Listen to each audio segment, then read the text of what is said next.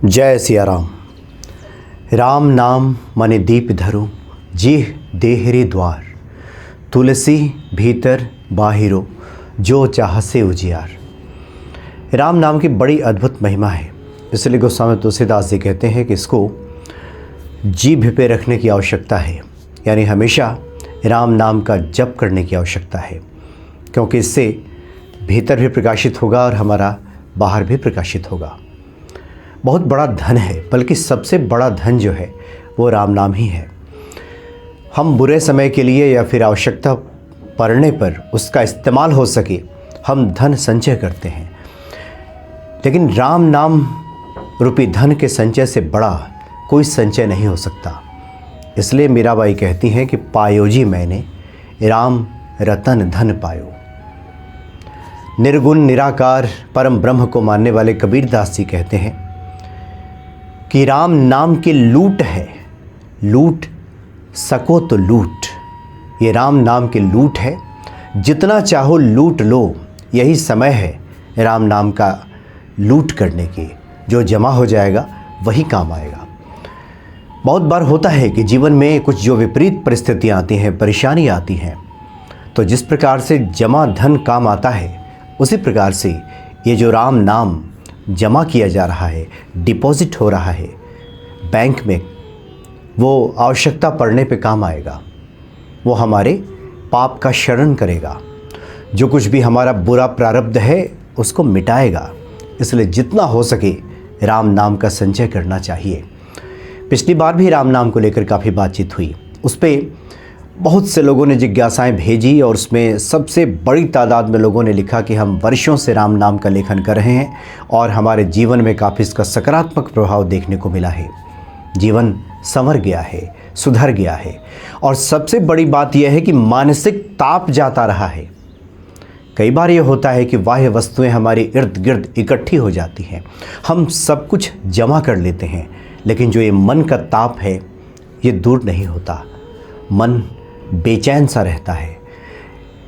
लेकिन जो लोग भी राम नाम के जापक हैं या लेखन करते हैं, उनका ये अनुभव है कि सबसे पहला सुख जो मिल जाता है वो यही होता है कि मन का ताप, जो मानसिक पीड़ा है, वो दूर हो जाती है।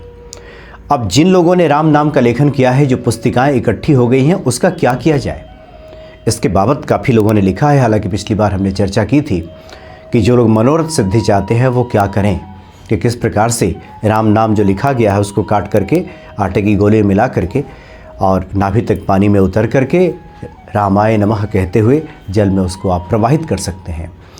सबसे अच्छी बात यह है कि राम मंदिर ट्रस्ट के जो अध्यक्ष रहे महंत नृत्य गोपाल दास जी महाराज, उन्होंने 1970 में देखा कि बहुत बड़ी संख्या में लोग अयोध्या पहुंचते हैं, जहां तहां राम नाम का जप करते हैं, लिखते हैं, पेड़ के नीचे या यहाँ वहाँ कॉपी छोड़ के चले जाते हैं।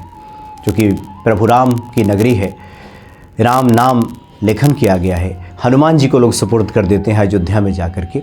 तो 1970 में इसका उद्घाटन किया गया था। 1970 में कार्तिक कृष्ण पक्ष को इसका उद्घाटन किया गया, और उसी समय महंत नृत्य गोपाल दास जी ने ये कहा कि कुछ ऐसा होना चाहिए कि जहाँ पे राम नाम को सहेज कर रखा जा सके। हम अपने धन को सहेज के जैसे बैंक में रखते हैं, उसी तरीके से अंतर्राष्ट्रीय सीताराम नाम बैंक की स्थापना 1970 में हुई। कार्तिक के महीने के कृष्ण पक्ष की एकादशी को 53 साल हो गया है, और अब तक जो प्राप्त जानकारी है उसके हिसाब से 25,000 करोड़ वहाँ पे राम नाम जमा हो गया है। जो लोग भी 5 लाख राम नाम लिख करके वहाँ पे जाते हैं, या फिर डाक द्वारा, हम पूरा पता आपको देंगे कि वो कौन सी पता है जिस पे आप कुरियर कर सकते हैं या फिर स्पीड पोस्ट कर सकते हैं कुछ दक्षिणा रख करके। तो 5 लाख जो लोग राम नाम का लेखन करते हैं, तो उनके नाम का एक अकाउंट खुल जाता है। जैसे हम अकाउंट खुलवाते हैं बैंक में, उसी प्रकार से अकाउंट खुल जाता है। जो लोग 20 लाख राम नाम का लेखन कर लेते हैं, उनके लिए उनको तो बाकायदा एक पासबुक दिया जाता है। पासबुक में सब चढ़ा के दिया जाता है कि आपके नाम से राम जी के बैंक में इतना जमा हो गया है, इतना राम नाम जमा हो गया है। तो जो लोग भी राम नाम देश के किसी भी कोने में बैठ कर के लिखते हैं और वो चाहते हैं कि वहाँ पे जाकर के जमा किया जाए।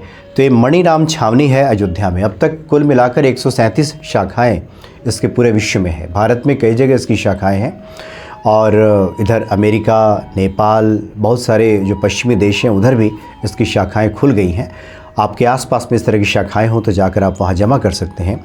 और नहीं तो इसका जो पता है, ये पता हम आपको इसका बता देते हैं। ये पता है, ये पूरा स्क्रीन पे आप देख लीजिए, R636 27R छोटी छावनी रोड, कार सेवकपुरम, अयोध्या, उत्तर प्रदेश। और इसका जो पिन कोड है 224123 224123। ये इसका पूरा एड्रेस है। तो नृत्य गोपाल दास जी महाराज ने इसकी पूरी व्यवस्था की कि जो लोग भी राम नाम का लेखन करते हैं उनके नाम का डिपॉजिट जमा ये राम नाम हो सके।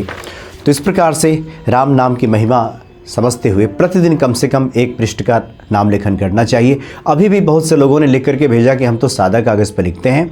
तो सादा कागज़ पर भी आप लिखते हैं, ये भी बहुत अच्छी बात है।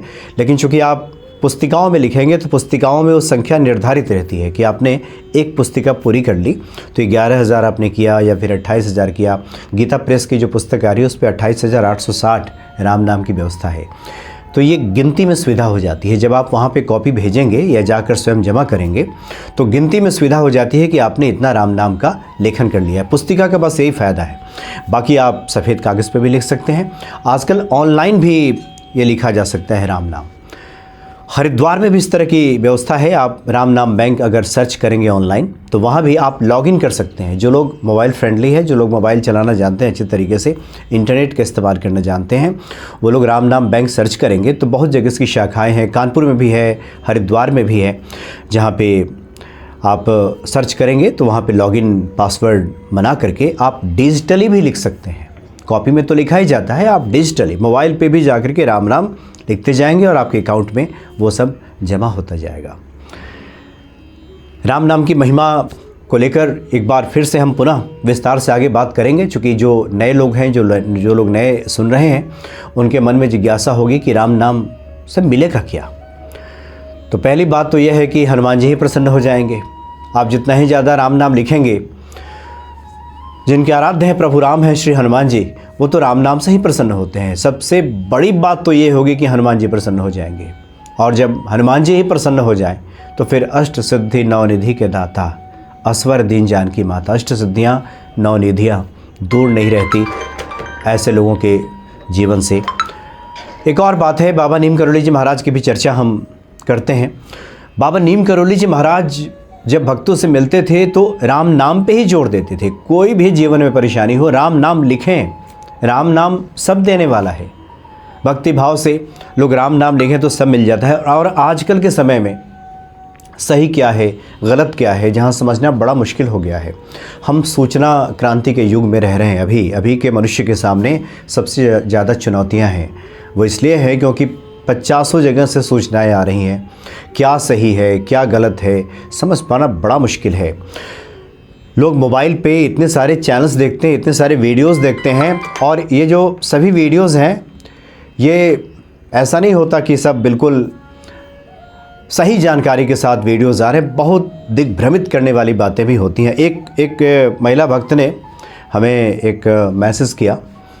मैसेज में उन्होंने लिखा कि बहुत बार ये होता है कि कुछ ज्योतिषियों से भी बातचीत होती है, क्योंकि ज्योतिषियों का अपना पेशा है।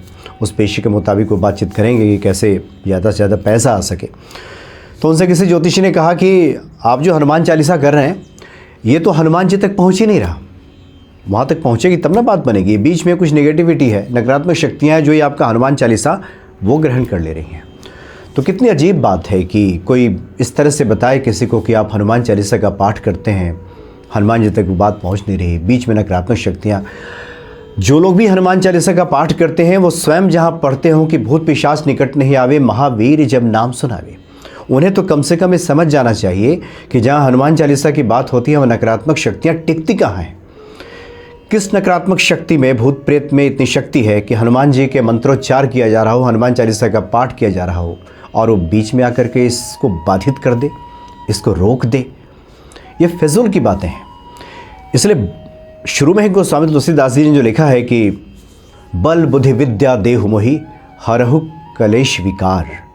हनुमान जी से कहा जा रहा है कि आप मुझे बल, बुद्धि, विद्या दीजिए। मांगा जा रहा है, इसका मतलब कि इस्तेमाल भी इसका होगा। इसलिए हनुमान जी से प्रार्थना करें कि इतना विवेक जगा दें व्यक्ति के भीतर कि सही क्या है, गलत क्या है, इसकी समझ पैदा हो जाए। और नहीं तो इतनी दिग्भ्रमित करने वाली बातें सामने आएंगी कि व्यक्ति उसमें फंस जाएगा। जब हनुमान भक्ति चैनल की शुरुआत हुई थी तो हनुमान जी की महिमा को लेकर बातें होती थीं कि हनुमान चालीसा का पाठ किया जाए तो जीवन में सब संभव हो जाता है। और एक गोस्वामी तुलसीदास जी के साथ साथ अन्य संतों ने भी, हाल ही में बाबा नीम करोली जी के ही उदाहरण से आप देखिए, तो जो लोग भी हनुमत शरण में हैं, सच्ची श्रद्धा से हैं, उनका कार्य निश्चित ही पूरा हो जाता है। लेकिन जिनकी भक्ति अभी नई नई है, अभी सुन कर के आए हैं, हनुमान जी की महिमा से परिचित नहीं है, उनका ध्यान अपने मनोरथों पे है, उन्होंने सुन लिया है कि हनुमान जी सब दे डालते हैं, सब दे देते हैं, ध्यान अभी उधर है नहीं, मनोरथों की पूर्ति के लिए आए हैं, तो ऐसे लोगों के जीवन में कई बार हनुमान चालीसा का जो शीघ्र फल प्राप्त होना चाहिए नहीं मिल पाता। तब फिर बात होती है कि ऐसे लोग जो मानसिक पीड़ा से गुजर रहे हैं, उनको एक संबल चाहिए, एक भरोसा चाहिए, कुछ तो ऐसा चाहिए, कुछ उपायों में उतारा जाए। तब ज्योतिषीय प्रोग्राम्स की शुरुआत हुई, ज्योतिषियों से बातचीत हुई कि कुछ ऐसे लोगों को पहले इस भक्ति तक पहुंचाने में जो शुरुआती क्रियाकलाप है, हनुमान जी को पान चढ़ाएं, हनुमान जी को माला चढ़ाएं, हनुमान जी को लौंग चढ़ाएं, हनुमान जी को चोला चढ़ाएं, इन क्रियाओं में उतारा जाए कि इस तरह से क्रिया करते करते भी धीरे धीरे ये भक्ति बढ़ जाती है और उसके बाद हनुमत कृपा का वो पात्र व्यक्ति बन जाता है। लेकिन दिक्कत ये होती है कि व्यक्ति हनुमान जी को छोड़ करके उन चक्करों में ही फंसा रह जाता है कई बार। बल्कि ये हम स्पष्ट कर दें आपको कि जो हम ज्योतिषीय उपाय करते हैं उसका प्रभाव हमारे जीवन में सिर्फ 30% होता है, 30%। ज्योतिषी का काम सिर्फ ये होता है ये बता देना कि यहाँ पे दिक्कत है, यहाँ पे परेशानी है, उसका ये उपाय कर लीजिए। उसके बाद ज्योतिषी का काम समाप्त हो गया। फिर आप वो उपाय करेंगे, ये उपाय कितना फलित होगा ये ज्योतिषी के हाथ में थोड़े ही है, वो तो श्री हनुमान जी के हाथ में है। उसका काम सिर्फ उपाय बताना है। और कुछ लोग हैं कि हनुमान जी को छोड़ के ज्योतिषियों के पीछे ही लटक जाते हैं, बार बार उन्हीं को फ़ोन करेंगे, ये नहीं हुआ, वो नहीं। ज्योतिषियों के हाथ में नहीं है कुछ, वो सिर्फ उस विद्या के माध्यम से आपको ये बताते हैं कि यहाँ पे ये परेशानी है, ये कीजिए। मूल तो प्रभु राम है, श्री हनुमान जी ही हैं, वही कृपा करेंगे तो चीज़ें बदलेंगी, और नहीं तो फिर ये बातें ऐसे ही चलती रहेंगी और कोई प्रतिफल नहीं होगा। इसलिए सबसे बड़ी बात यह है कि अगर किसी के जीवन में परेशानी है, हनुमान चालीसा भी आप पढ़ रहे हो, बात नहीं बन रही है, कहीं से कुछ सलाह मशवरा लेना है तो ले लीजिए। अब कितना लेना है या आपके विवेक पे है, ऐसा नहीं कि वहीं फंसे रह जाएं। एक बार लीजिए, जो भी वहाँ उनका फ़ी बनता है दीजिए, हो गया। आजकल बहुत सारे मैसेज हमें प्राप्त होते हैं, कुछ लोगों से बातचीत होती है, भक्त बातचीत करते हैं, वो किसी पूजा कराने के नाम पे कोई 51,000, कोई 31,000, तमाम अनाप शनाप बातें वो चलती रहती हैं।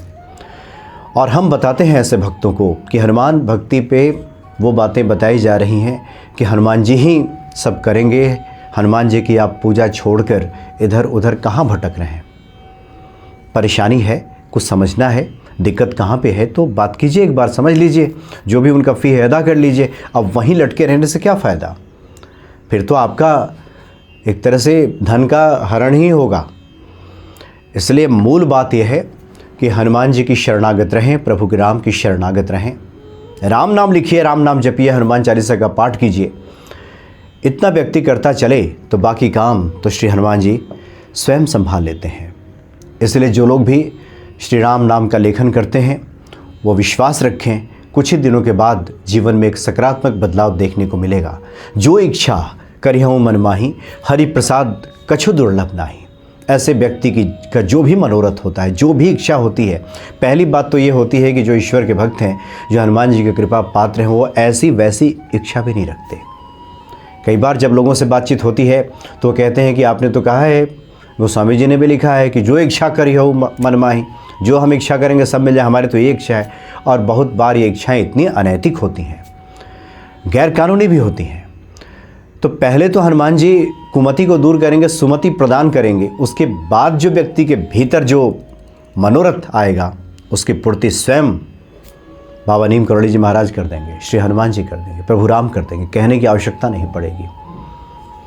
इसलिए इधर उधर भटकना छोड़कर, ताक झांक करना छोड़कर कहीं से एक पुस्तिका मंगा लीजिए, राम नाम का लेखन कीजिए, हनुमान जी का पाठ कीजिए, हनुमान चालीसा का पाठ कीजिए और निरंतर इस तरह की कथाओं का श्रवण कीजिए, जिससे कि हमारी भक्ति बढ़े, हनुमान जी के प्रति ये प्रेम बढ़ जाए।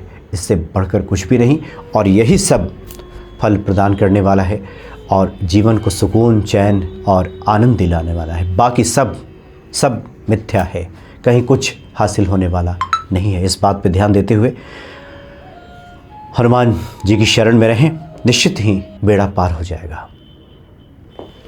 जय सिया राम।